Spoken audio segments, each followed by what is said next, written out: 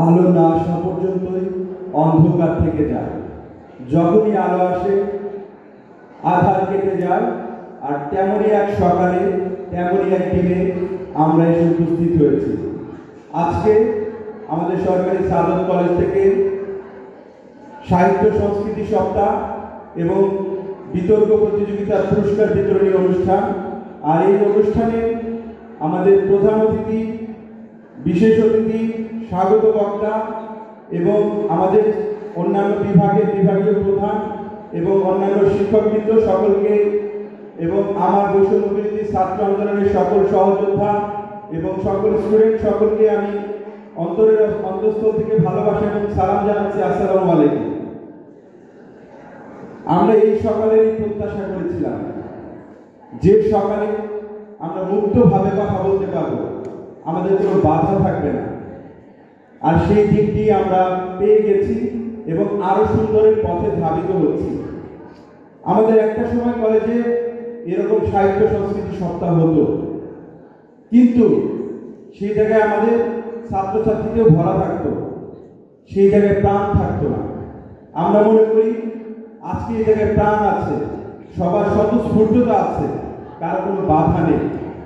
আর এই প্রাণটাকে আরো বেশি বেগবান করতে হবে, সকলকে সম্পৃক্ত করতে হবে। আর এর জন্য যা যা করা প্রয়োজন আমরা শিক্ষার্থীরা যারা আছি, আমাদের শ্রদ্ধেয় শিক্ষক যারা আছেন তারা করে যাচ্ছেন। এর জন্য আমি আমার শ্রদ্ধেয় শিক্ষক সকলকে আমি কৃতজ্ঞতা জ্ঞাপন করছি। আমাদের এমন সময় গিয়েছে একটা অনুষ্ঠান হলে তার পুরস্কার দেওয়া হতো 1 বছর পরে। আমাদের যারা প্রতিযোগী ছিল তারা খুবই বিরক্ত হয়ে যেত, আমাদের শিক্ষকদের মধ্যে থেকেও আমরা বিরক্তি ছাপ পেতাম। আর এবার আমাদের চাওয়া ছিল আমাদের শিক্ষক নেতৃবৃন্দের কাছে, যেবার প্রতিযোগিতা হবে তার কিছুদিনের মধ্যে আমাদের পুরস্কার দিতে হবে। স্যাররা আমাদের কথা রেখেছে এবং আমরা দেখেছি পূর্বেও কেন তারা এটা করতে পারেনি। তারা পারেনি একটা ফেসিজম, রিজম এবং তাদের অনুসারীদের কারণে। অনেক কাজ স্যাররা চাইলেও করতে পারে না। আশা করব যে সুন্দরের ধারা অব্যাহত রয়েছে, এই ধারাটা চলবে এবং আরো বেশি সুন্দরের পথে এগিয়ে যাবে। আমাদের নেতৃবৃন্দ, ছাত্র নেতৃবৃন্দের বাইরে আগে কেউ বক্তৃতা দেওয়ার কোনো স্পেস পেত না, আর এখন আমাদের সাধারণ শিক্ষার্থীদের মধ্যে থেকে বক্তৃতা দিচ্ছে, আমাদের অনুষ্ঠান সঞ্চালনের সুযোগ পাচ্ছে। আমরা যদি সুযোগই না পাই, আমাদেরকে যদি কৌটার মধ্যে বন্দী করে রাখা হয়, তাহলে আমরা কবে শিখবো? কিন্তু সেই সুযোগটা নতুন বাংলাদেশ হওয়ার সাথে সাথেই তৈরি হয়েছে।